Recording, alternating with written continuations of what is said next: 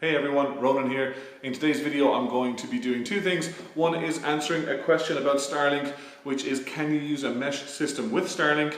The answer is yes. And secondly, I've been getting a lot of questions about what mesh system I am using currently and what I'm going to be using going forward. So with all of that said, I'm going to be showing you my Google Wi-Fi mesh system and how it gets set up start to finish. So we'll start with a quick unboxing, some tech specs, and I'll show you exactly how I'm going to run my mesh system around my house. Alright, so to give you guys some context about Starlink, my Starlink, hopefully it's capturing, is right there. And then it just enters my attic in there. So there it is, and guys, if you want to know how it got up there, I'll put a link in the description to that video, or just find it on my channel in the Starlink playlist, or I'll put it in a card here on the videos. If you watched my last video, you probably remember this shed, this backdrop. What you didn't see is this horrible mess. I hate coming in here when it's like this. But currently, as you see, I'm doing some cabinetry here as well and trying to give it a kind of a professional feel. So if you're interested in seeing how that goes, let me know. But for now, let's go back to the Starlink. As you know already, it goes from here and then in through here. Into here. This is a Starlink PoE injector, and the Starlink wire comes in to the left here, and then you can put the wire out any wire you want. It comes with a stock white cable that just goes into your router. But what I've done is I've ran from the PoE injector a 1 gigabyte cable that actually goes to the Starlink router, and on the back of that, that cable goes into the back of the Starlink router like this on the bottom. And then what I've done is I've got a switch. I've got this white cable coming out, which is an extra port, and I have that. That just runs into one of a very simple Netgear switch to start with, and that wire goes in there, and then of course I can feed any amount of cables off of that, any amount of I happen to have Cat 5e cables, but you may have Cat 6, 7, 8, etc. now, but that's how it works. Now this blue cable is a Cat 6 cable that runs from my attic down to my office, where I will be placing one of the Google Mesh systems. But if you look over here, those grey cables are all Cat 5e cables, and they are all running to this central point in the attic, but they actually all terminate behind every TV point in the house.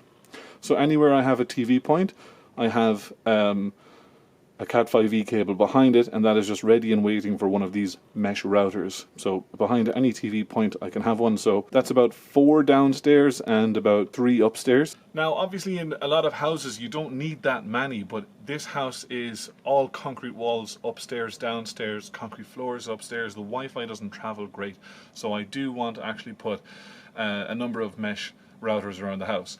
Upstairs here in the attic, we have the Starlink router itself. It's fine, it's not the best, but it actually services us all upstairs at the moment. That blue cable that you saw a moment ago feeds straight down to my office, where there's going to be another Google router. It doesn't matter whether you use Starlink or you use another internet service provider.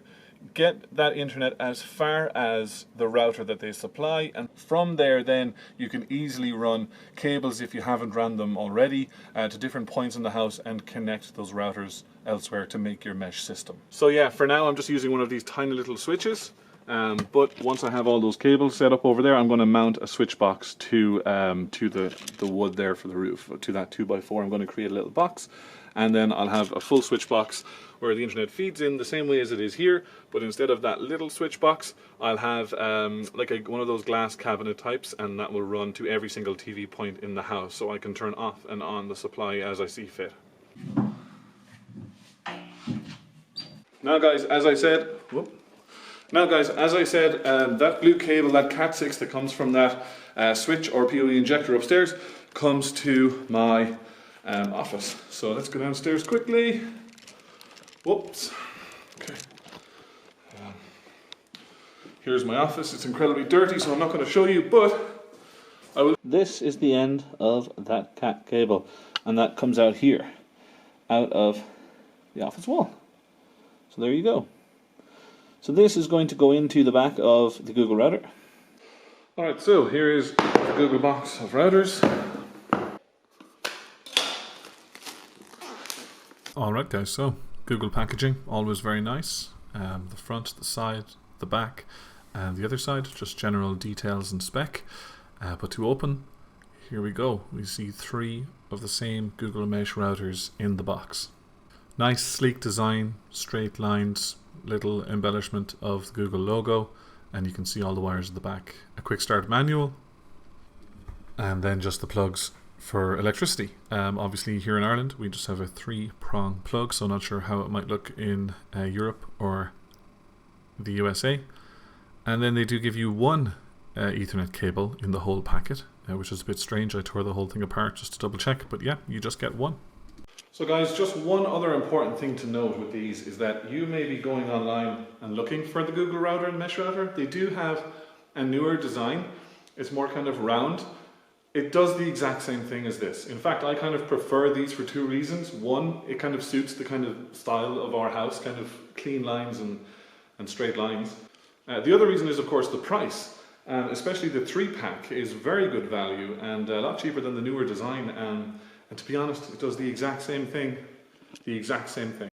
Alright guys, so back in the office, if you remember, this is my office. I've now plugged that blue Cat 6 cable into this Google router and set it all up. Now, that little black cable is actually feeding a couple of TP links I'm still using downstairs, just while I'm setting up the other mesh systems in those rooms. But it's the very same thing.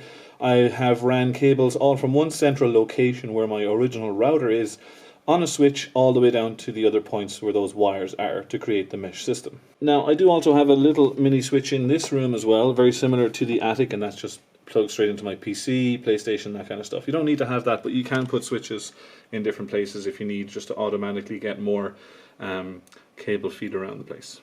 Okay guys, so I was about to draw a diagram for you, but instead I may as well just show you kind of how it works. This is a 3D model of our house we had made, okay? So if you recall, the Starlink was here, goes into the attic that way, and there's a router servicing upstairs. Now, in our master bedroom, upstairs, I'll take this off, we have a TV point here, in one kid's bedroom and another kid's bedroom, so there's more than enough upstairs. We aren't even using any of them upstairs. And downstairs, if I zoom out, TV point in the main sitting room, which is a playroom, and there's a bedroom here, which also has a TV point, okay? Bathroom obviously not. My office, yes, it has multiple Cat 6s and multiple Cat 5Es running down in case any of them ever break or falter. That's so important. Utility room does not have a TV point, which is fine. This is our main hallway, so there's no TV point in there. But if we go to the living area, which is what I'm filming on right now, this island, let's just turn the other way, we have a TV point here and here. So this one is actually right there. There's no TV there, but there's a point for internet. And then the other one, as I said, is down here. And there's one here as well, just in case we want to put the TV over there.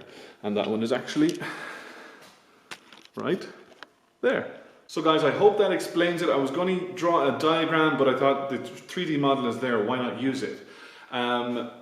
Bring your internet in wherever it comes in. Some places it's the attic, some places it's your sitting room, depending where you are. So if you then go and run those cables, those Cat 5e cables, Cat 6 cables, whatever type of internet, Ethernet cables you want to use, run them to the points and then put your Google routers on there. I've talked a lot about hardware in this video, but the actual Google Home software is brilliant. You can shut off routers, control them, put timers on them, see when new people join your network, etc. It really is powerful stuff. Yeah, I hope that explains it. If you have questions, put them in the description. Let me know what you think anyway in the comment section. I'm going to finish it there for today. Please do subscribe.